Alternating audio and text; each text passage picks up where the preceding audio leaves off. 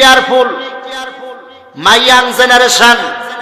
যুব সমাজের উদ্দেশ্যে বলবো, বাংলাদেশের এই পরিস্থিতিতে ইসকন উগ্রবাদী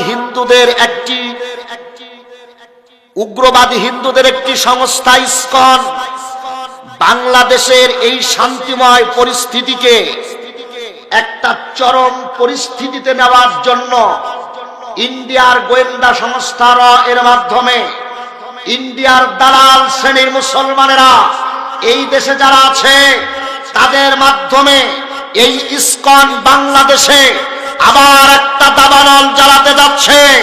আমি আইলহাস লক্ষ্মীপুর অঞ্চলের যুব সমাজকে বলবো, মা বোনদেরকে বলবো, যদি এই শান্তিময় পরিবেশকে আবার কেউ ধ্বংসাত্মের দিকে অগ্রসর করে, আমরা কিন্তু আর ঘরে বসে থাকবো না। আমরা কিন্তু আবু সাইদের মতো আবার রাজপথে নামবো। ইসকনের গোষ্ঠী বাংলার জমিনে থাকবে না। এবং ইসকনকে যারা সহযোগিতা করছে তারা যদি এই 56,000 বর্গ মাইলের নাগরিক হয়ে থাকো, আমি তাদের উদ্দেশ্যে বলবো, কোরআনকে উৎখাত করার আন্দোলন এই দেশে আর করতে এসো না। জাতির মানুষ কিন্তু চামড়া তুলে ডুগডুগি বাজায় দেবে। কথা কোন ঠিক কিনা? এই কোরআন নিয়ে বাঁচতে চাই, এই কোরআন নিয়ে মরতে চাই, এই কোরআন থেকে আমাদেরকে সরাতে চাই কাফের বেঈমান ইন্ডিয়ার দালাল শ্রেণীরা। আজকের মাহফিলের যুবক ভাইরা, তোমরা কি এই কোরআনের জন্য জান দিতে পারবে? কারা কারা জান দিতে পারবে? আল্লাহকে দেখাও। কিছু যুবক আলেমকে গালিগালাজ করতে দিলে তুফান লাগায় দেয়, আছে না নাই? আলেমের বিরুদ্ধে কথা বলতে দিলে চার দোকানে জায়গা পাওয়া যায় না। কিন্তু যদি বলা হয় তুই যে গেজা করলে তার করবি, এই ব্যাপারে একবারও সে মুখ খোলে না, আছে না নাই? আলেমদের পেছনে লাগে কার? উলাইকা লানাতুল্লাহি আলাইহি, আল্লাহর পক্ষ থেকে লানত, ফেরেশতাদের পক্ষ থেকে লানত, মানবতার পক্ষ থেকে লানত। কোরআনের বিরুদ্ধে যাবা না, কোরআনের বিরুদ্ধে যাবা না, আলেমদের বিরুদ্ধে যাবা না। আল্লাহ বাদলা হোসেন সাইদের ওয়ারিস যারা বাংলার জমিনে, আর তাদের বিরুদ্ধে যাবা না। কথা বল ঠিক কিনা? করোনায় মরবা, সাইক্লোনে মরবা, সিডরে মরবা, হাফেজ আলেম কারি যারা ইসলাম ভালোবাসে, কোরআন ভালোবাসে, এই 56,000 বর্গ মাইলের এই ভূমিকে ভালোবাসে, তাদের বিরুদ্ধে যাইও না। ও যুবক, কথা কোন ঠিক কিনা?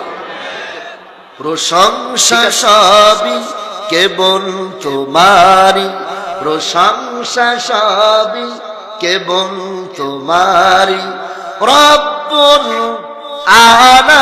আলামিন, রব্বুল আলামিন, দয়ালু মেহেরবান করুণা গফুরান, দয়ালু মেহেরবান করুণা গফুরান।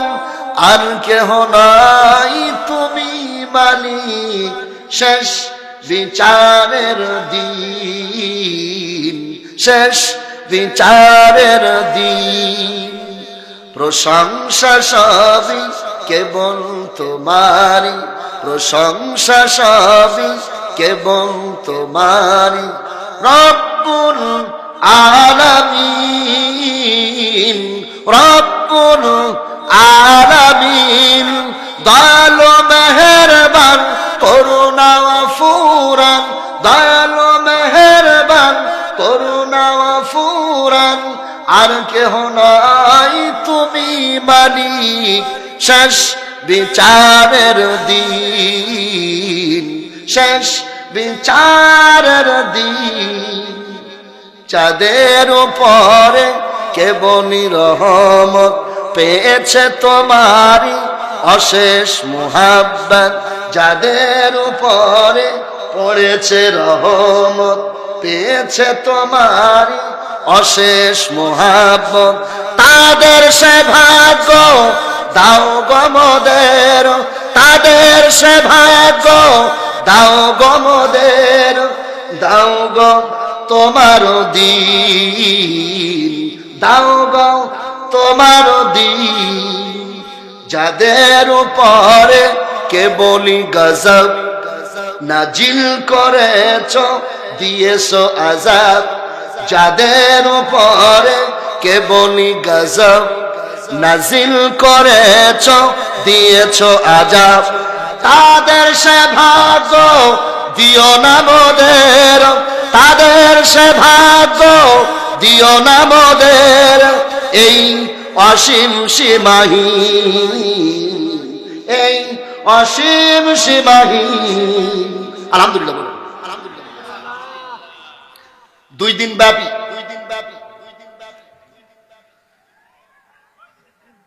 আইলহাস লক্ষ্মীপুর ফুটবল মাঠ প্রাঙ্গণ কর্তৃক আয়োজিত 2 দিন ব্যাপী তাফসীরুল কোরআন মাহফিলের আজকের প্রথম রজনী সুযোগ্য সভাপতি সাহেব জনাব হাজী মোহাম্মদ গোলাম সরোয়ার বিশ্বাস, বিশিষ্ট ব্যক্তি, আজকে তাফসীরুল কোরআন মাহফিলের প্রধান আকর্ষণ, বিশিষ্ট ইসলামিক চিন্তাবিদ, সুদূর কুষ্টিয়া থেকে আগত শ্রদ্ধাভাজন বড় ভাই হযরত মাওলানা ইব্রাহিম খলিল মুজাহিদ সাহেব, আতালাল্লাহু উমরাহু ওয়া বারাকাল্লাহু ফি হায়াতি। আজকে তাফসীরুল কোরআন মাহফিলের সম্মানিত প্রধান অতিথি জনাব মোহাম্মদ মিনাজউদ্দিন বিশ্বাস, চেয়ারম্যান 15 নম্বর আইলহাস ইউপি। বিশেষ অতিথি ইঞ্জিনিয়ার মোহাম্মদ শাহজাহান আলী পাভেল, বিশিষ্ট ব্যবসায়ী আলমডাঙ্গা। আজকের মাহফিলের সুযোগ্য পরিচালক, স্নেহের সঞ্চালক হযরত মাওলানা আব্দুর রহমান সোহাগ, খতিব অত্র মসজিদের। সম্মানিত হযরত উলামায়ে কেরাম সালাতুল মাগরিবের নামাজের পর থেকে আলোচনা রেখে ধন্য করেছেন। আমার পূর্বেও বিশিষ্ট আলেমে দ্বীন আলোচনা করেছেন। মঞ্চে বসা হযরত উলামায়ে কেরাম, সামনে-ভবিষ্ঠ ইসলাম প্রিয়, কোরআন প্রিয় তৌহিদি জনতা, পর্দার অন্তরালে অবস্থানরতা আমার মা ও বোনেরা, আসসালামু আলাইকুম ওয়া রাহমাতুল্লাহি ওয়া বারাকাতুহু। আল্লাহ পাকের দরবারে লাখো কোটি শুকরিয়া যে মহান রব সুদীর্ঘ প্রায় 1 যুগ পরে এই আইলহাস, এই ফুটবল মাঠ প্রাঙ্গণে আবার তাফসীর মাহফিল করার সুযোগ দিয়েছে। আলহামদুলিল্লাহ বলেন। এই মাহফিলের সুযোগ দিয়েছেন কে? সবাই জোরে বলেন কে? আল্লাহ পাক দিয়েছেন। এই কোরআনের মাহফিল বাংলাদেশের 56,000 বর্গ মাইলের 16 কোটি মুসলমানের কলিজার টুকরা কোরআনের তাফসীর মাহফিল। এই মাহফিল থেকে আমরা প্রায় 1 যুগ এই ময়দান থেকে, কিছু জায়গা থেকে কোরআনের মাহফিল আলোচনা করা, ইন্তজাম করা, প্রায় কারফিউ হয়েছিল, 144 জারি হয়েছিল। কথা কোন ঠিক কিনা? যারা কোরআনের মাহফিলে 144 জারি করেছিল, আল্লাহর কাছে কোরআনের মাহফিল আজকের দিনে প্রথমে তাদের জন্য হেদায়েতের দোয়া করে, আল্লাহ যেন তাদের হেদায়েত নসিব করে, পড়ি আমিন। আমরা তাদের শত্রু আগেও ছিলাম না, এখনো না, ভবিষ্যতেও না। কিন্তু তারা না বুঝার কারণে এই কোরআনের মাহফিল থেকে লক্ষ লক্ষ কোটি কোটি মানুষকে, যারা কোরআন থেকে বুঝে শুনে জাতিকে কোরআন থেকে সরায় দেওয়ার প্রচেষ্টা করেছে, এখনো চালাচ্ছে। আল্লাহর কাছে বলবো, আল্লাহ এদের যদি নসিবে হেদায়েত থাকে তুমি হেদায়েত দাও, নয়তো ফেরাউন, নমরুদ, হামান, আবু জেহেলের মতো এই বিশ্ব থেকে নিশ্চিহ্ন করে দাও। 2, আজকের মাহফিলে যারা ইন্তেজামিয়া কমিটিতে আছেন, যারা টাকা পয়সা শ্রম দিয়ে, অর্থ সম্পদ দিয়ে মাহফিলকে হেল্প করেছেন, আল্লাহ যেন তাদের জীবনের গুনাহ খাতা মাফ করেন, পড়ি আমিন।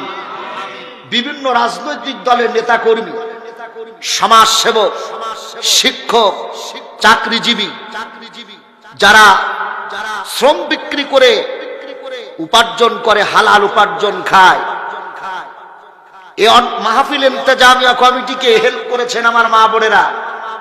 অত্র এলাকার ভিতরে সে আমি দেখলাম কোরআনের মাহফিল হবে বলে মানুষের ভিতরে একটা আনন্দ উল্লাস বইছে, জোরে বলেন সুবহানাল্লাহ। যে আনন্দ উল্লাস বইছে, এই উল্লাস যেন কিয়ামতের ময়দানে আল্লাহ আমাদের নাজাতের জারিয়া বানায় দেয়, পড়ি আমিন। আর আজকে একটা নিউজ দিয়েই আমি আপনাদের সামনে আলোচনা শুরু করব। কষ্ট হয়। আল্লাহ পাক বলেন, যুগে যুগে নবী রাসূল পাঠিয়েছি, ওয়ালি কুল্লি কওমিন হাদ, প্রত্যেক যুগের মানুষের জন্য আমি হেদায়েতের পথ জ্বালাবার জন্য পথ প্রদর্শক পাঠাইছি। আর এই জাতির মানুষ তাদের সাথে করেছে বেয়াদবি। আল্লাহ পাক বলেন, ইয়া হাসরাতান আলাল ইবাদ মা ইয়াতিহিম মির রাসূলিন ইল্লা কানু বিহি ইস্তাহজিউন। কার কথা? এমন একজন নবী পয়গম্বর, এমন একজন আল্লাহর বান্দা, আল্লাহর নবী রাসূল আমি পাঠাইনি যার সাথে তারা ঠাট্টা করেনি, বিদ্রোহ করেনি, পাগল বলেনি, মারেনি, জেলে পাঠাইনি। কথা কোন ঠিক কিনা?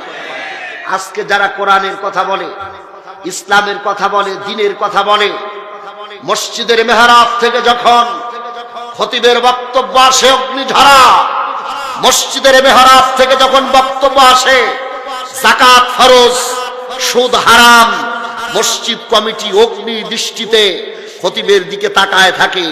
খুতবা শেষ, তোমার ইমামতিও শেষ। কথা কোন ঠিক কিনা?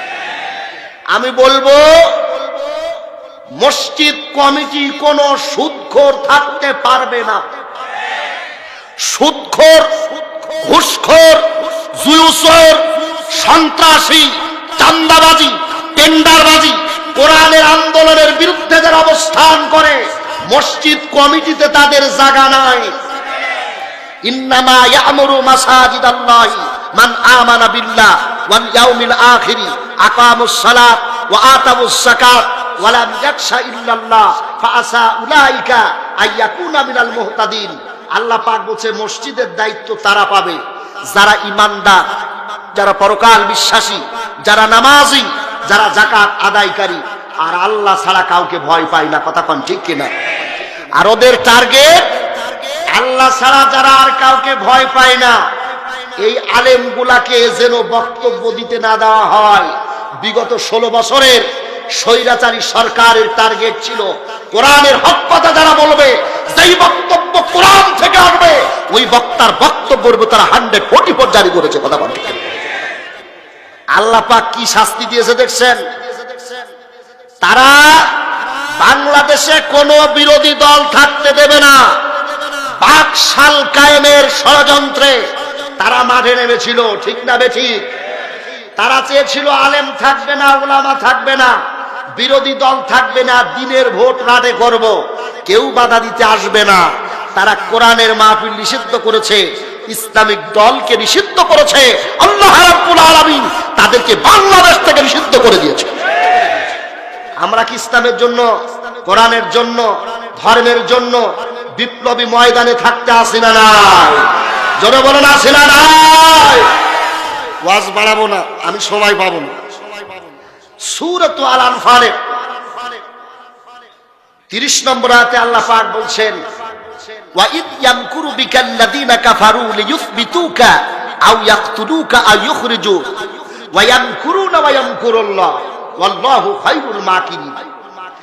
আল্লাহ পাক বলেন, সেই সময়ের কথা স্মরণ করার মতো যখন সত্য স্বীকারকারীরা তোমার বিরুদ্ধে 3টা ষড়যন্ত্র এঁটেছিল। কয়টা?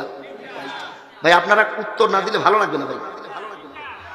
আমি যতটুকু দেখেছি, এই 12 বছর পরে আসলো, 12 বছর আগে চরিত্র কিন্তু আপনাদের জানি। এই ময়দান ইসলামের জন্য, দ্বীনের জন্য, কোরআন প্রেমিক মুসলমানদের জায়গা। কথা কোন ঠিক কেন? এই ময়দান থেকে খালিদ বিন ওয়ালিদের জন্ম হবে, এই আলহাস থেকে আমির হামজার উত্তরসূরি তৈরি হবে, এই ময়দান থেকে ওমরের উত্তরসূরি তৈরি হবে, এই ময়দান থেকে তারেক বিন জিয়াদের জন্ম হবে, উচ্চ উঠবে বরাবর, ঠিক কেন? এই ময়দান ঠান্ডা ময়দান না, এই ময়দানের সাথে ফাইজলামি করে লাভ হবে না। সুবহানাল্লাহ বলেন। আল্লাহ পাক বলছে তারা আপনার বিরুদ্ধে 3টা ষড়যন্ত্র এটেছিল। কয়টা? এক, তারা আপনাকে আমৃত্যু কারাদণ্ড দেবে। 2, অথবা আপনাকে জেলের ভিতরেই হত্যা করবে। 3, আপনাকে নির্বাসনে দেবে। তারা আপনার বিরুদ্ধে চক্রান্ত করেছিল, ষড়যন্ত্র করেছিল। আল্লাহ তাদের ভিতরে উপরে করেছিলেন কৌশল। আল্লাহ সর্বোত্তম কৌশল অবলম্বনকারী। সুবহানাল্লাহ। আমার ভাইয়েরা, আবু জেহেল ছিল মক্কার প্রেসিডেন্ট, ক্ষমতায় বসে আছে। সে একটা দ্রুত গতিতে আইন পাশ করলো, দারুন নাদোয়া বৈঠক ডাকলো। বাংলাদেশের পার্লামেন্টের নাম হচ্ছে সংসদ, যেখানে আইন তৈরি করা হয়। ভারতের যেখানে আইন তৈরি হয় তাকে বলা হয় মন্ত্রিসভা। আমেরিকায় যেখানে আইন তৈরি হয় ওইটাকে বলা হয় হোয়াইট হাউস। আর আবু জেহেলেরও একটা আইন সভা ছিল, তার নাম দারুন নাদওয়া। আজকে অক্সফোর্ড ডিকশনারি বলছে আবু জেহেল যে দারুন নাদওয়া মন্ত্রী পরিষদ গঠন করেছিল, সেই দারুন নাদওয়ার ইংরেজি করলে হবে ট্রাইব্যুনাল। আর এই ট্রাইব্যুনালের কাজ ছিল আবু জেহেলের নবী মুহাম্মদের মৃত্যু কার্যকর করা, আবু বকরের মৃত্যু কার্যকর করা, তালহা জুবাইরের মৃত্যু কার্যকর করা, ইসলাম যারা কবুল করেছে তাদের মৃত্যু কার্যকর করা, কোরআনকে নিষিদ্ধ করা। আজকে আমরা দেখলাম বিগত 16 বছরে এদেশের জমিনেও একটা ট্রাইব্যুনাল গঠন করেছিল। সেই ট্রাইব্যুনাল টার্গেট ছিল আলেমদেরকে শেষ করা, বিরোধী দলকে ধ্বংস করে দেওয়া। কথা বল, ঠিক না? কষ্ট হয় ভাইরা আমার, আমার মা বোনেরা কান ফেলে শুনবেন। 49 বিশিষ্ট মন্ত্রী পরিষদ গঠন করে আবু জেহেল একটা ট্রাইব্যুনাল গঠন করলো, 5 জনকে করলো উপদেষ্টা। কয়জন? মুখস্থ করবেন ভাই। আমি খন্দকার আমার বাবার ঘরের কথা বলতে আসি নাই, আমরা আল্লাহর কথা বলি। কথা কন ঠিক কিনা? কাফের বেঈমান মুনাফিকদের টার্গেট দুনিয়াবি কথা যারা বলে তাদের না, ওদের টার্গেট আল্লাহর কথা বললেই কপালে শনির দশা। আবু জেহেল 49 সদস্য বিশিষ্ট একটা ট্রাইব্যুনাল গঠন করলো, 5 জনকে উপদেষ্টা করলো। তার টার্গেট হলো নবী মুহাম্মদের উপরে নজরদারি করো। 1 নাম্বার টার্গেট দিল, রাসূল যেই দিকে যায়, কোন দিকে কি করে, কার কাছে দাওয়াতি কাজ করে, পেছনে লোক লাগায়। এক শ্রেণীর যুবক ছেলেদেরকে ছেড়ে দিল যে রাসূলের পেছনে একটু গোয়েন্দাগিরি করো, কার কাছে কোরআনের দাওয়াত দেয়, কার কাছে ধর্মের দাওয়াত দেয়, পেছনে নজরদারি করো, যেন পরে গিয়ে সেই লোকগুলাকে বোঝা যায় এই পাগলের কথা তোমরা শুনো না। জোরে বলো নাউজুবিল্লাহ। আল্লাহ রাব্বুল আলামিন বলেন, ওয়ামা সাহিবুকুম বিমাজনুন। কারে পাগল বলো? তোমরা যারা পাগল বলছো এই লোক পাগল না। সুবহানাল্লাহ বলেন। তারা টার্গেট করে আইন পাস করছে। প্রথম প্রধান উপদেষ্টা করলো হিশাম ইবনে আমর, নাম থাকবে হিশাম ইবনে আমর। এরপরে সুহাইল ইবনে আবু উমাইয়া, মুতইম ইবনে আদিল, বক্তার ইবনে হিশাম, সাইমা ইবনে আসওয়াদ ইবনে আব্দুল মুত্তালিব। এই 5 জনকে প্রধান উপদেষ্টা রেখে আবু জেহেল নিজেই এই উপদেষ্টার প্রধান হয়ে আইন পাশ করলো তড়িঘড়ি করে, রাসূলের পেছনে নজরদারি করো। কিছুদিন নজরদারি করে দেখলো যার পেছনে যত নজরদারি হয় জনগণ কিন্তু তার পেছনে ছোটে বেশি। পাগলকে যদি বলে সাকু নড়ায়ও না, পাগল কিন্তু সাকু বেশি নড়াবে। কথা কন ঠিক কিনা? মক্কার মানুষ মনে করল আবু জেহেল মুহাম্মদুর রাসূলুল্লাহ সাল্লাল্লাহু আলাইহি ওয়াসাল্লামের জন্য এত কেন কড়াকড়ি আইন পাস করে? আবু জেহেলের জন্য আমরা যে সিদ্ধান্ত নিয়েছি রাসূলের পেছনে গোয়েন্দাগারি করব, কিন্তু নবীর আচার আচরণ দেখে মক্কার মানুষেরা মুগ্ধ হয়ে গেল। সুবহানাল্লাহ। আবু জেহেল বললে জিনিস বাইরে রাখা যাবে না। লিয়ুসবিতুকা, অ্যারেস্ট হিম, গ্রেফতার করো তাকে। রাসূলের কি অপরাধ? আবু জেহেলের পাকা ধানে মই দিয়েছে। কথা কন না কেন? মই দিয়েছে। তার হালের গরু পিটায় মারছে, তার সম্পদ আত্মসাৎ করেছে, রসুলের একটাই অপরাধ, তিনি বলেছেন লা ইলাহা। যুবক ভাই জোরে বলেন লা ইলাহা, লা ইলাহা মুহাম্মাদুর রাসূলুল্লাহ। There is no God but Allah. Muhammad সাল্লাল্লাহু আলাইহি ওয়াসাল্লাম is his messenger. কোনো ইলাহা নেই, কোনো মাবুদ নেই, কোনো উপাস্য নেই, একমাত্র আল্লাহ ছাড়া। সুবহানাল্লাহ। আল্লাহ রাব্বুল আলামিন রাসূলকে বললেন ইয়া আইয়ুহার রাসূল বাল্লিগ মা উনজিলা ইলাইকা মির রাব্বিক ওয়া ইল্লাম তাফআল ফামা বাল্লাগতা রিসালাতাহু ওয়াল্লাহু ইয়াসিমুকা মিনান নাস ওয়াল্লাহু লা ইয়াহদিল কওমাস সালিবিন। কার কথা? জোরে বলেন কার কথা? আল্লাহ পাক বলেন ও মেসেঞ্জার, ও messenger, which has been revealed to you from your Lord, announce which has been revealed to you from your Lord, তোমার রবের পক্ষ থেকে যে কিতাব তোমার উপরে নাযিল হয়েছে এটা প্রচার করো। ওয়া ইল্লাম তাফআল ফামা বাল্লাগতা রিসালাতাহু, if you do not then you have not conveyed his message. যদি আল্লাহর নাযিল করা কিতাব তুমি প্রচার না করো, তুমি রিসালাতের হক আদায় করলে না। ওয়াল্লাহু ইয়াসিমুকা মিনান নাস, আল্লাহ will protect you, Allah will protect you from the people. মানুষের পক্ষ থেকে যত বিপদ আসবে আল্লাহ তোমাকে রক্ষা করবে। জোরে বলুন সুবহানাল্লাহ। আল্লাহ does not guide the disbelieving people. আল্লাহ তাদেরকে হেদায়েত দেয় না যারা আল্লাহকে অস্বীকার করে, যারা কাফের। কথা কোন ঠিক কিনা? আবু জেহেল টার্গেট করলো নবী মুহাম্মদকে, মৃত্যু জেলে দাও অথবা মৃত্যুদণ্ড রায় কার্যকর করো অথবা নির্বাসন করো। 5 জনের রায় কার্যকর করে আবু জেহেল এক সময় সিদ্ধান্ত নিয়ে ফেলল। বলল বলো তো তোমাদের মন্তব্যটা কি নবী মুহাম্মদ সম্পর্কে? কেউ বলল রসুলকে আপনি হাতে পায়ে বেড়ি পরান। কি পরান? কথা শুনছেন তো? হাতে পায়ে কোমরে বেড়ি দিয়ে ফেলে রাখেন, ও যদি জেলের ভিতরে পড়ে থাকে, বাইরে যদি দাওয়াতি কাজ করতে না পারে, তাহলে ইসলামের লোক আর বাড়বে। আরেকজন বলল আবু জেহেল স্যার এই প্রস্তাব মানা যাবে না। তারা বলল তাহলে কি করতে হবে? রসুলকে যদি হাতে পায়ে বেড়ি পরায়া জেলের ভিতরে আটকায় রাখো, নবীর ওয়ারি যারা, নবীর কর্মী বাহিনী যারা জেলের বাইরে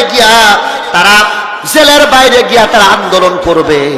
নেতা জেলখানায় থাকলে কর্মীরা বাইরে আন্দোলন করলে আবু জেহেল আপনার জনবল দিয়ে ইমানদারদের মিছিল আপনি ঠেকাতে পারবেন না। মহিলারা একটু এগিয়ে আসেন। মা বলে আমার সামনে, আমার সময় কম, আমি আদারওয়াইজ কথা বলতে পারবো না। মা বোনের একটু পেছনে যদি থাকেন, সামনে জায়গা, একটু এগিয়ে আসেন। এই কথাটুকু বলে গেল, তাকে যদি জেলের ভিতরে আটকায় রাখো তাহলে লোকজন তৈরি করো, বলে মেরে ভালো, আমি তো দেশ থেকে তাড়ায় দাও, কাজ ক্লিয়ার। সিদ্ধান্ত অত ঝামেলা বুঝি না। আবু জেহেল বলল এই মুহাম্মদ সাল্লাল্লাহু আলাইহি ওয়াসাল্লাম যদি বেঁচে থাকে আমার রাজনীতি করা কঠিন। কথা কোন ঠিক না বেঠিক? এ জিনিস বিদায় করো। আজকেও দেখেন এই পৃথিবীর বুকে এই নজির আমরা দেখতে পাচ্ছি। প্রথমে দিল যাবজ্জীবন কারাদণ্ড, যতদিন না মরে জেলখানা থেকে যেন বের হতে না পারে। কথা কোন ঠিক কিনা? এরপরে আইন পাশ করলো মৃত্যুদণ্ড দাও, সেখানে যখন উইথড্র হলো আবার বললো মৃত্যু কারাদণ্ড দাও, সেটাও উইথড্র করলো। আবার আল্লাহ বাছাই বিচারকে জেলের ভিতরে 20 ইনজেকশন করে তারা হত্যা করলো। কথা কোন ঠিক কিনা? বিচার বাংলার জমিনে হবে, বিচার বাংলার জমিনে হবে। তুমি যারে হত্যা করেছো, যারে মেরেছো, যাকে রাজাকার, আলবদর, আশামস, মানবতা বিরোধী বলেছো, এই ব্যক্তির দিনের দাওয়াতি বিষয় এদেশের মানুষ জানে। জানে না? জানে না? কথা কোন জানে না? জানে না? তোমার প্রশাসন, তোমার পুলিশ বাহিনী, তোমার DGFI, DFI, NSI arm intelligence গোয়েন্দা বিভাগ সবকিছু প্রয়োগ করে আল্লামা সাইদির তাফসির মাহফিলকে তোমরা নিষিদ্ধ করতে গেছো, ময়দান চট্টগ্রামে তোমরা থামাতে পারো নাই।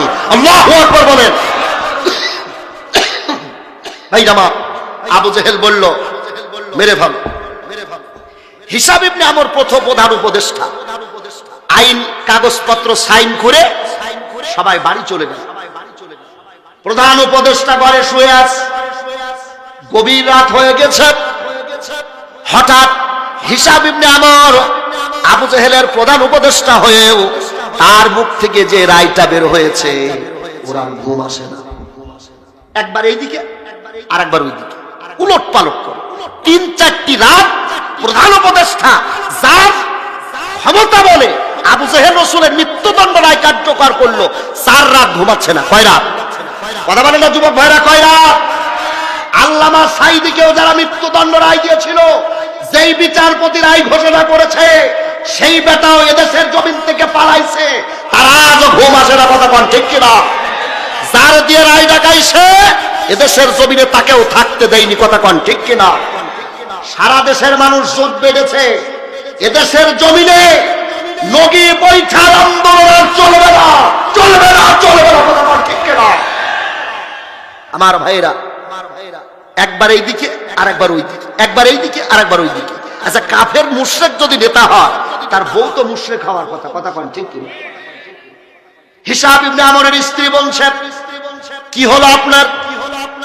3-4টা রাত আপনি ঘুমান না, এত অস্থির কেন? হিসাব ইবনে আমর বলছে, প্রাণের স্ত্রী রে, বিরাট একটা সর্বনাশী রায় আমার দিয়ে আবু জেহেল ডেকে নিয়েছে, আমি এই রায়ের পক্ষে ছিলাম না। সুবহানাল্লাহ বলতে ভুলে গেছেন? আমি এই রায়ের পক্ষে ছিলাম না। আমি যদি সাইন না করি, আবু জেহেল আমার প্রধান উপদেষ্টার পদ থেকে বহিষ্কার করবে।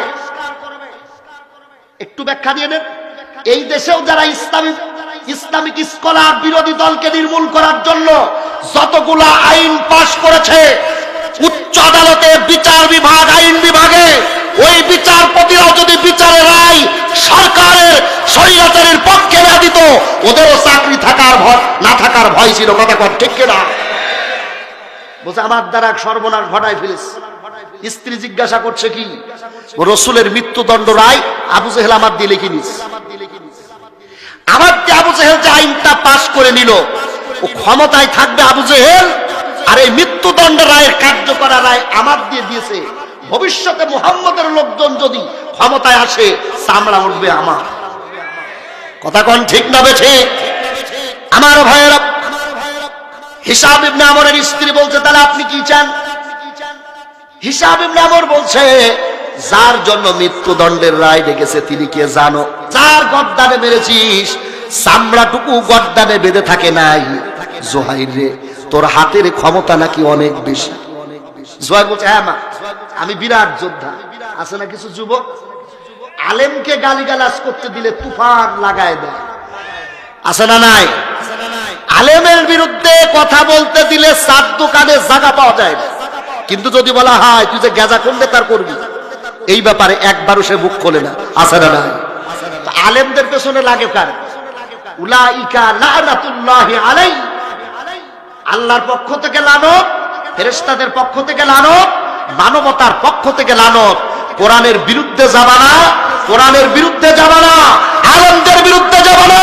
আল্লামা দেওয়ার হোসেন সাইদের ওয়ারিস যারা বাংলার জমিনে, আর তাদের বিরুদ্ধে যাবা না। কথা কোন ঠিক কিনা? করোনায় মরবা, সাইক্লোনে মরবা, সিডরে মরবা, হাফেজ আলেম কারি যারা ইসলাম ভালোবাসে, কোরআন ভালোবাসে, এই 56,000 বর্গ মাইলের এই ভূমিকে ভালোবাসে, তাদের বিরুদ্ধে যাইও না। বুঝবো কথা কোন ঠিক কিনা? ঠিক আছে জোহাইর, মা হয়ে তোর কাছে আমার দ্বিতীয় প্রস্তাব, যদি আবু জেহেলের দল ত্যাগ করতে নাই পারিস, তাহলে আমার দ্বিতীয় প্রস্তাব রাখ। তোর হাতে যত ক্ষমতা আছে, সমস্ত ক্ষমতাকে এক জায়গায় করে জোহাইর, তোকে এখন ময়দানে নাগা লাগবে। সুবহানাল্লাহ বলেন। মা বলছে, জোহাইর, তোর হাতের তরবারি যদি শক্তিশালী হয়, সমস্ত শক্তিকে এক জায়গায় করে নবী মুহাম্মদকে শিহাবে আবু তালিব কারাগারের ভিতরে রেখেছে আবু জেহেল। কেন্দ্রীয় কারাগারে চলে যাও, কেন্দ্রীয় কারাগারের জেলের তালা ভেঙে তোর হাতের তরবারি দিয়া তালাতে আঘাত কর। আবু জেহেলের কেন্দ্রীয় কারাগারের তালা ভাঙ, আর নবী মুহাম্মদকে মক্কায় ওপেন ময়দানে রাজনীতি করার সুযোগ দিয়ে দে। এ জাতির লোককে আল্লাহু আকবার ভুলে গেছে নাকি? বলেন আল্লাহু আকবার। আমার প্রশ্ন হলো,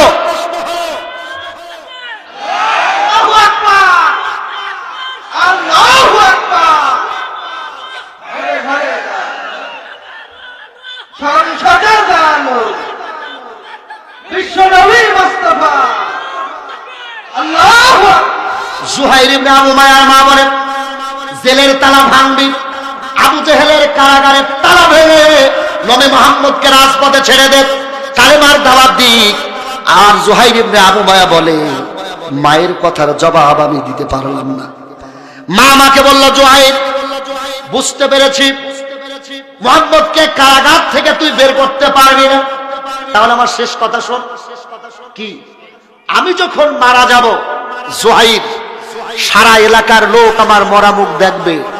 খবরদার, তুই আমার পেটের সন্তান, যদি রসুলের বিরুদ্ধে আন্দোলন পরিত্যাগ করতে না পারিস, নবীকে কারাগার থেকে বের করতে না পারিস, নবীর বিরুদ্ধে আন্দোলন করা ছেড়ে দিতে না পারিস, জুহাইর আমার মরা মুখ তুই যেন দেখবি না। আল্লাহু আকবার বলে, আমার মরা মুখ তুই দেখবি না, এই আমার ওসিয়ত। বলছে আমার মা আমাকে এই ওসিয়ত দিয়েছে, এখন আমার পেরেশানি লাগছে। হিসাব ইবনে আমর তাকায় দেখে এই কথা বলে, আর জুহাইর ইবনে আবু উমাইয়া চোখ দিয়ে টপ টপ করে পানি পড়ে। সুবহানাল্লাহ। তাই না? কে কখন হেদায়েত হয়, কে কখন ইমানদার হয় বলা যায়? কথা বলেন, বলা যায়? চোখের পানি পড়া দেখে হিসাব ইবনে আমর বলে, ভাই তাহলে তোমার চোখে পানি কেন? মায়ের প্রস্তাব তো তুমি রাখতে পারো নাই, কাঁদো কেন? কান্নার কারণ হলো, আমি আবু জেহেলের দল ত্যাগ করি আর না করি, মুহাম্মদ রাসূলুল্লাহকে জেল থেকে বের করতে পারি আর না পারি, এই দুটা প্রশ্নের উত্তর আমার কাছে কঠিন মনে হয়নি, কিন্তু আমার মা আমার কাঁচায় বাধাই দিয়েছে। যখন বলেছে মা যদি মারা যায়, আমার মায়ের মুখ, মরা মুখ যেন আমি না দেখি। হিসাব ইবনে আমর, এইটা আমি আর নিতে পারছি না, তো কি চাও? জুহাইর ইবনে আবু মায়া বলছে, হিসাব ইবনে আমর আমার চোখের পানি দেখে বুঝতে পারো নাই, বোঝো নাই তুমি? আমার মা যখন বলেছে আমার মরা মুখ দেখবি না, আমার বোঝা শেষ। আবু জেহেলের মুখে ঝাঁটা মারবো, কাইলে আবু জেহেলের দল ত্যাগ করবো। আল্লাহু আকবার বলেন। দুই, যেই তরবারি মুহাম্মদের লোকজনের উপরে উঠেছে, যেই তরবারি রাসূলের ইসলামী আন্দোলনের বিরুদ্ধে ছিল, যেই তরবারি আল্লাহর জমিনে আল্লাহর দ্বীন প্রতিষ্ঠাকারীদের বিরুদ্ধে ছিল, এই তরবারি আর আবু জেহেলের পক্ষে যাবে না। এখন এই তরবারি যদি চালাই, আবু জেহেলের কলিজার উপরে চালাবো। আল্লাহু আকবার বলেন, আল্লাহু আকবার বলেন। চাও কি? বলে আমি অত শত বুঝি না, মুহাম্মদ সাল্লাল্লাহু আলাইহি সাল্লামকে জেল থেকে বের করার জন্য যত রকমের পদ্ধতি ক্ষমতা আছে আপনি আমাকে বলেন, সব কিছু করতে আমি রাজি আছি। আমার ভাইয়েরা, সময় কিন্তু আমার শেষ ভাই, 9:30 টাইম, 9:24 বাজে। আমার একটা স্বভাব আছে, আমাকে যে টাইম বেঁধে দেবে আমি 1 মিনিট সে টাইমের বাইরে যাবো, কারণ প্রধান বক্তাকে কষ্ট দেওয়া ঠিক হবে? বলেন চেয়ারম্যান, কি কষ্ট হচ্ছে আপনাদের? বলছে আমরা তো দুইজন। আমার ভাইয়েরা, জুহাইর ইবনে আবু মায়া বলে, হিসাব ইবনে আমর আপনি আমাকে নিয়ে চলেন। জুহাইর ইবনে আবু মায়া, হিসাব ইবনে আমর বলছে কি পাস উইথ আমার সাথে আয়। জীবনে বহুত নবীর বিরুদ্ধে চলেছি, আজকে ইসলামের পক্ষে যেই দেখি। আমি চেয়ারম্যান সাহেবকে বলি, চেয়ারম্যান সাহেবকে সরাসরি বলবো, জীবনে যত দল, যত পথ, যত মতে চলেছেন, এই আল্লাহর কোরআন মুখে করে বলছি, ইসলামের পথের চাইতে শান্তির পথ নেই, নেই এবং নেই। এই একটা বিষয় আমি দেখেছি, হযরত ওমর যখন ইসলাম কবুল করে নাই তখন কাফের ছিল, তখন কিন্তু সে নেতা। ইসলাম যখন কবুল করেছে, ওমর কিন্তু কর্মী হয়নি, নেতাই ছিল। কথা বল ঠিক কিনা? আমি বলবো সমাজের যারা ভাইটাল নেতা, জাতি নেতৃত্ব দেয়। আল্লাহর কাছে দোয়া করব, রব্বুল আলামিন এই সমস্ত সমাজ সেবকদেরকে ইসলামের ছায়াতলে আসার তৌফিক দাও, বলি আমিন। কারণ জাতি একটা বিধ্বস্ত সময়ের ভিতরে যাচ্ছে। এই পরিস্থিতি থেকে বাঁচার জন্য সাধারণ মানুষ, আলেম, হাফেজ, কারি, মাস্টার, কুলি, মজুর, দিনমজুর, ভ্যান চালক, রিক্সা চালক, মা বোন সবাইকে এক কাতারে এসে আল্লাহর কোরআনের পক্ষে আসা লাগবে। কথা কোন ঠিক কিনা? এটা আমাদের ইমানের দাবি।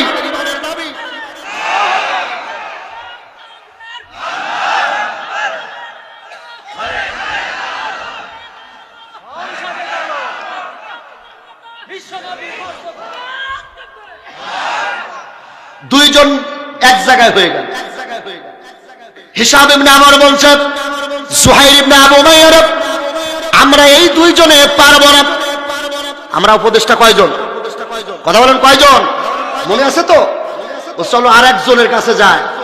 কারণ গাছ, বড় বড় বট গাছ কাটার আগে গোড়া কাটে না, আগে ডাল কাটে। কথা কন ঠিক কিনা? আমার দেশে যে স্বৈরাচারী শাসক, দেশের শত্রু, জাতির শত্রু, স্বৈর শাসক, লৌহ মানবী, জননেত্রী নয়, জনধ্বংসকারী এই স্বৈরাচারী সরকার যখন জাতির প্রতি অত্যাচার করেছে, প্রথম শেষ করেছে শিবির, তারপর জামাত, এরপর বিএনপি, তারপর বিরোধী দল, একটা একটা করে কাটতে কাটতে লাস্টে তারা প্রমাণ করেছে ওরা আওয়ামী বিএনপি বিরোধী না, ওরা জামাত বিরোধী না, ওরা শিবির বিরোধী না, ওরা সর্বনা বিরোধী না, ওরা তাবলীগ জামাত বিরোধী না, ওরা এদেশের প্রোডাক্ট, ওরা ইন্ডিয়ার প্রোডাক্ট। কতক্ষণ ঠিক কিনা? আস্তে আস্তে জাতির মানুষ বুঝতে পেরেছে এদের টার্গেট কোন বিশেষ দলকে ধ্বংস করা নয়, এদের টার্গেট এই দেশে যেন আল্লাহর আইন, সমাজ, শান্তি, শৃঙ্খলা, নিরাপত্তার চাদরে চলতে না পারে। কতক্ষণ ঠিক কিনা? বহুত বিরোধী দলের মানুষ মারা গেছে না যায়নি? জামাতের গেছে, বিএনপির গেছে, তাবলীগ জামাতের গেছে, সরমনার গেছে, সরমনার পীর সাহেবের মুখে ঘুষি পর্যন্ত মারছে। কথা কোন ঠিক কিনা? আমি বলবো আলেম ভাই আর ডিভাইডেডে থাকেন না, আর ডিভাইডেডে থাকার দরকার নাই। এখন ঐক্যের সময় এসে গেছে। মুশরিকরা যখন চিন্তা করছে ইসকনের মাধ্যমে বাংলাদেশটাকে শেষ করতে হবে, আর আমরা ওলামায়ে কেরাম, সাধারণ নাগরিক, আমরাও এক জায়গায় আসছি, আমরাও সাধারণ আর থাকবো না। টুপি যখন মাথায় দিতে পেরেছি, এই মাথায় কাফনের কাপড়ও পরতে পারো না। কথা পান ঠিক কিনা? যেই মাথায় টুপি পরা সুন্নাত, নামাজের ভিতরে, যুদ্ধের ময়দানে ওই মাথায় যুদ্ধের সৈনিকের হেলমেট পরাও সুন্নাত। কথা পান ঠিক কিনা? যেই জুব্বা পরে জুম্মার নামাজ পড়া সুন্নাত, জিহাদের ময়দানে, প্রস্তুতি নিয়ে জিহাদের ময়দানে কাফনের কাপড় পরাও সুন্নাত। কথা পান ঠিক কিনা? তিনজন মিলে চলে গেল, দুইজন মিলে বসে আর একজনের কাছে গেল, বলছে চলো মুতিম ইবনে আদির বাড়ি। রাত 1টা বাজে। কয়টা বাজে? রাত 1টার সময় মুতিম ইবনে আদির বাড়িতে গিয়ে হাজির। দরজায় টক, একবার, কয়বার? রাত 1টার সময় কোন সুস্থ মানুষ কি জাগ্রত থাকতে পারে? সাথে সাথে দরজা খুলে দিচ্ছে। মুতিম ইবনে আদির দরজা খুলেই দেখে হিসাব ইবনে আমর তাকায়, দেখে ওর চোখ দিয়ে দর দর করে পানি পড়ো কাঁদছে। জুহাইর ইবনে আবু উমাইয়া বলেন, মুতিম ইবনে আদিল, তার আগে জানা দরকার মুতিম ইবনে আদিল আবার কি? এই মুতিম ইবনে আদিল হলো ওই উপদেষ্টা পরিষদ, তার কাজ হলো চাঁদাবাজি করা, নেতার টাকা পয়সা, গরু চুরি করা, ছাগল চুরি করা, অন্যের মাথায় বাঘ ভাঙা। আমি একদিন একটা শুনছিলাম, কুরবানির ঈদের সময় গরু বিক্রি করে বাড়ি যাচ্ছে, গরুর টার্গেট ডাকাতি ছিল যে এই গরুটা নেব। বিক্রি হলো, বেচা কেনা হয়েছে 1 লাখ টাকা, কত লাখ টাকা বিক্রি হয়েছে। বেচা কেনা করে বাড়ি যাচ্ছে, তো টাকা পাইছে 1 লাখ, লেখালেখি খরচ 1000, 99,000 টাকা তার হাতে। রাস্তার ভিতরে ধরছে, ধরে বসে টাকা পয়সা যা সব, টাকা পয়সা ঘুরে দেখে 98,000 টাকা। বলছে কি ব্যাপার? গরু বিক্রি হলো 99,000, 1 লাখ টাকায় বিক্রি, 1000 টাকা লেখা খরচ, থাকবে 99,000, 98,000 কেন? তো বলছে যে ওই যে আমার লোকজন ছিল, শ্রমিক ছিল, এদের খাওয়া দাওয়া করাতে 1000 পুরাই গেছে। ডাকাত বলছে টাকা দেখলেই খাদিস হয়, টাকা কার? চেয়ারম্যান সাহেব টাকা কার? আর গরম দিচ্ছে কাকে? বলছে আমার গুনা টাকা ৯৯,০০০, আর এমনি হাতের থেকে বেরোলে আর ৯৮ করে ফেলি, টাকা দেখলেই খেতে ইচ্ছা হয়। আবু জেহেলের মুতিবনে আদিল ছিল ওই সন্ত্রাসী, টাকা কারোর ঘরে থাকতে দেবে না, সোনা গহনা থাকতে দিত না, চান্দাবাজি করবে। মুতিব ইবনে আদিল বাড়িতে গিয়ে জুহাইর ইবনে আবু মায়ার টক করছে, একবারে দরজা খুলে দেখে চোখ দিয়ে পানি ঝরে। হিসাব ইবনে আমর বলে, আলাস গ্রামের মা বোনেরা কান ফেলে শোনেন, জিজ্ঞাসা করে ভাই তুমি কাঁদো কেন? সে বলছে এত রাত্রে আবার বাড়িতে আপনারা কেন এসেছেন? হিসাব ইবনে আমর বলে, মুতিব ইবনে আদিল রে, তুমি তো আবু জেহেলের মন্ত্রী পরিষদের প্রধান উপদেষ্টার একজন, 5 জনের একজন সদস্য, তোমার বাড়িতে আসলাম। এর কারণ হলো আবু জেহেল মুহাম্মদুর রাসূলুল্লাহকে সাল্লাল্লাহু আলাইহি ওয়াসাল্লামকে প্রথমে নজরবন্দি করলো, তারপরে গৃহবন্দী করলো, এরপরে যখন সে আবু তালিব কারাগারের ভিতরে দিল, এরপরে এখন দারুন নাদওয়া বৈঠকে আইন পাশ করে সিদ্ধান্ত নিয়েছে মৃত্যুদণ্ড, নবীকে মেরে ফেলবে। এখন মেরে ফেলা তার টার্গেট, তো তুমি কাঁদো কেন? লিল্লাহে তাকবীর। রাসূলের কোলে তুলে দিয়েছিলাম নবী করিম সাল্লাল্লাহু আলাইহি ওয়াসাল্লাম, যাকে মারার জন্য আমরা ষড়যন্ত্র করছি, আবু জেহেলের মন্ত্রী পরিষদের উপদেষ্টা আমরা, সেই নবীর হাতে আমার জুবরাকে যখন তুলে দিলাম, জুবরাকে নিয়ে নবীজি মুখের থুতু মোবারক, মুখের লালা মোবারক আমার সন্তানের মুখের ভিতরে লাগায় দিল। আল্লাহু আকবার বলে। যেই দিন থেকে রাসূল তার মুখের লালা আমার সন্তানের মুখের ভিতর ঢুকায় দিয়েছে, ওই দিন থেকে আমার সন্তানের মুখ থেকে জান্নাতের ঘ্রাণ। এই সমাজে যখন কোনো উৎসব হয়, এত সুরমার প্রয়োজন হয় না, আমার সন্তানের মুখের লালা দিয়ে সবাই জুব্বাই ব্যবহার করে, আতরের মতো কাজ হয়, জোরে বলে সুবহানাল্লাহ। আর আমার সন্তান জীবনে যা বলে অধিকাংশ সময় সেই কথাটা বাস্তবের উদ্যান হয়, সত্যি হয়ে যায়। এই জুবরা বুক ভেঙে আমার বুকের উপর উঠে বলছে, আব্বা, আব্বা গো। আমি চোখ মেলে দেখি জুবরা 3 বছর 17 দিনের সন্তান আমার বুকের উপর বসে আছে। আমি বললাম, বাবা কি হলো? জুবরা আমাকে বলছে, বাবা শুনলাম নবী মুহাম্মদুর রাসূলুল্লাহ সাল্লাল্লাহু আলাইহি ওয়াসাল্লাম মারা যাচ্ছে, আর আবু জেহেল মুহাম্মদ সাল্লাল্লাহু আলাইহি ওয়াসাল্লামকে মেরে ফেলার ষড়যন্ত্র করছে। জুবরা কথা শোনাবে বলে, বাবা তুমি ছোট মানুষ, এ কথা কই পাইলে? জুবরা বলছে, আব্বা অত শত বুঝি না, অত শত আমি বুঝি না। তুমি কি সেই আবু জেহেলের 5 জন প্রধান উপদেষ্টার একজন, যাদের সিগনেচারে রাসূল সাল্লাল্লাহু আলাইহি ওয়াসাল্লামকে জেলের ভিতরে মারা হবে ষড়যন্ত্র করা হয়েছে, আর এই পেপারসে তুমি সাইন দিয়েছো, তুমি কি সেই মন্ত্রী পরিষদের মন্ত্রী? আমি বললাম হ্যাঁ। জুবরা আমাকে বলল, আব্বা তুমি তো জানো আমি মানুষ ছোট হতে পারি, আমার মুখ থেকে যা বের হয় অধিকাংশ সময় তা বাস্তবায়ন হয়ে যায়। আমার মনে হয় যদি তুমি মুহাম্মদ সাল্লাল্লাহু আলাইহি ওয়াসাল্লামকে মুক্তির আন্দোলন না করো, জেল থেকে বের না করো, আর আবু জেহেলের দল ত্যাগ না করো, তাহলে আমি জুবরা কিন্তু আর বাঁচবো না। আমার স্ত্রী আমার বুক থেকে সন্তানটা কেড়ে নিয়ে বলল, তুমি একজন না গর্বম, তুমি একটা বেয়াদব, সবচেয়ে শয়তান ব্যক্তির পেছনে তুমি মন্ত্রিত্ব করো। শোনো, 12 বছর হয়ে গেছে আমি সন্তান পাইনি। ঈশ্বর আমাকে লাত, মানাত, উজ্জা আর তাদের বদলতে নাউজুবিল্লাহ, তারা যার দেবদেবীর পূজা করত, তাদের দোয়ায় আমি সন্তানটা পাইছি। যদি নবী মুহাম্মদকে তুমি জেলের ভিতরে আটকায় রাখো আর তার হত্যার ষড়যন্ত্র করো, আর আবু জেহেলের মন্ত্রী পরিষদের তুমি দায়িত্ব পালন করো, আর আমার সন্তান যদি মারা যায়, আমার সন্তান যা বলে তা কার্যকারী হয়, আমি কিন্তু তোমার ভাত খাবো না। আগামীকাল ফজর হতে বাকি, আমি এলাকা ছেড়ে চলে যাব, বাবার বাড়ি চলে যাব। যেই দিন শুনবো তুমি আবু জেহেলের দল ত্যাগ করছো আর রাসূলকে মুক্তির আন্দোলন করেছো, নবীকে মারার ষড়যন্ত্র থেকে ফিরে এসেছো, ওই দিন তোমার ঘরে আসবো, নয়তো আমি আর আসবো না। আর যদি ফেরত না আসো, তালাক দিয়ে দেবো। আল্লাহু আকবার বলেন। আমার আলোচনা সব দিকে 5 জনকে এক জায়গায় করতে পারলাম না, এই আলোচনা থেকে উপসংহার দিতে যাচ্ছি।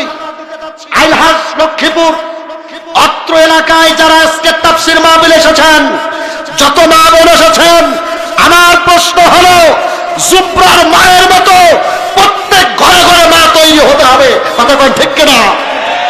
জুহাইর ইবনে আবু উমাইয়ার মতো, আবু উমাইয়ার ভাইয়ের মতো বৃদ্ধ অন্ধ নারী প্রত্যেক ঘরে ঘরে তৈরি তৈরি হতে হবে, কথা বলেন ঠিক না?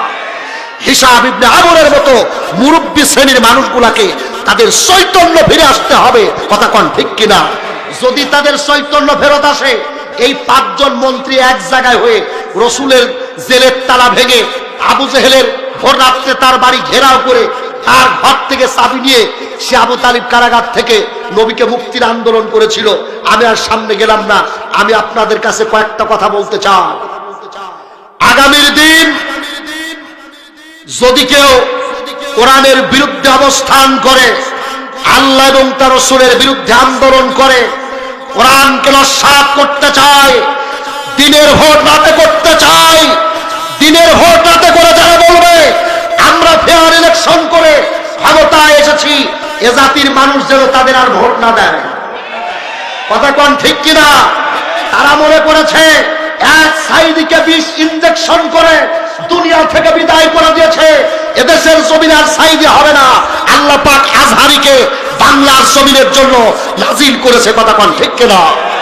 এদেশের জমিন থেকে আজহারীকে তাড়াই দিয়েছ, আল্লাহ মামুনুল হকের মতো দীপ্ত সৈনিককে আল্লাহ পাক বাংলাদেশের জন্য পয়দা করে দিয়েছে, কথা কোন ঠিক কিনা? এদেশের জমিন থেকে আল্লাহ মামুনুল হককে কারাগারে বন্দী করেছ, আমির হামজার মতো মুফাসসিরকে আল্লাহ পাক এদেশের জন্য হাদিয়া দিয়েছে, কথা কোন ঠিক কিনা? আমরা প্রয়োজনে সাইদিকে মেরেছে, মামুনুল হককে সাহেবকে মেরেছে, আমির হামজাকে গ্রেফতার করেছে, আল্লামা মামুনুল হকের অত্যাচার করেছে, বাংলার জমিনে কোরআনের তাফসীর মাহফিলকে নিষিদ্ধ করেছে। এই নিষিদ্ধ, এই অদর্শামূলক কাজ যদি আগামীর দিনে কেউ করতে চায়, বাংলার জমিনে তাদের জায়গা হবে না, কথা কোন ঠিক কিনা? প্রয়োজনে আমরা জীবন দেব, শহীদ হব, মানুষের তৈরি করা ধর্ম নিরপেক্ষ মতবাদ, শয়তানি মতবাদ বাংলার জমিন আর কায়েম হবে না, হবে না, হবে না, হবে না, কথা বলেন ঠিক কিনা? আমিন। ওয়া আখির দাওয়ানা আলহামদুলিল্লাহি রাব্বিল আলামিন। আসসালামু আলাইকুম ওয়া রাহমাতুল্লাহ।